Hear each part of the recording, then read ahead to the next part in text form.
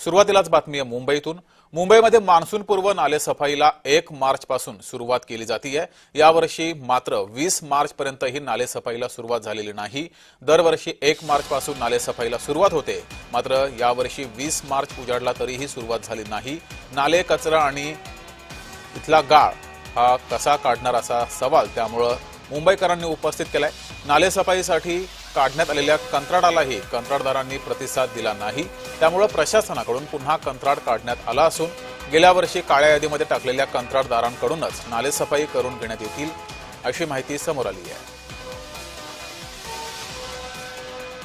मी माझे मताने फोटो पाठवून आणि त्याला काढायला सांगितलेले ते कधी काढले गेले नाही। ते गोण्या पॅकिंग आहे तशी आहे आणि तो पाणी भरती येतो तो वरती कचरा घेऊन जातो। आता समोर हा सगळा कचरा भरलेला, आतमध्ये गवत उभा झालेला आहे। त्याला एवढा पण सांगितलं, म्हणला तू फक्त मला आतमध्ये उतर, मला लाज नाही वाटत, मी काढून साफ करून देतो आतमधून। वारंवार इथं कचरा माझ्या वंचित बहुजन आघाडीतर्फे मी कंप्लेंट बी खूप महानगरपालिकेला केलेल्या आहेत फोटो संकट, पण कुणी दखल घेत नाहीत। 2 गाड्या येतात, पोकल्यान 2 गाड्या भरून देतं, काही होत नाही। ब्रिज खाली गोण्या, त्या जोपर्यंत गोण्या निघत नाहीत तोपर्यंत हा वरचा गाळ निघणार नाही। त्या गोण्या काढल्यानंतर हा वरचा गाळ ऑटोमॅटिक निघणार। तर याबाबत अधिक माहिती घेऊया। आपले प्रतिनिधी मनोज दयाळकर आपल्या सोबत जोडलेले आहेत। तर मनोज कुलकर्णी हे आपल्या सोबत जोडलेले आहेत।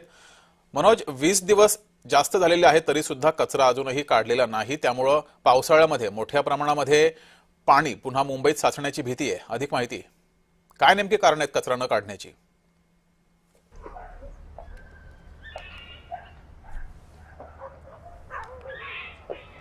मुंबईतल्या नालेसफाईला पावसाळ्यापूर्वी 3 महिने आधी सुरुवात होत असते, परंतु यावर्षी मात्र 1 मार्चला सुरुवात झालेली नाही आहे।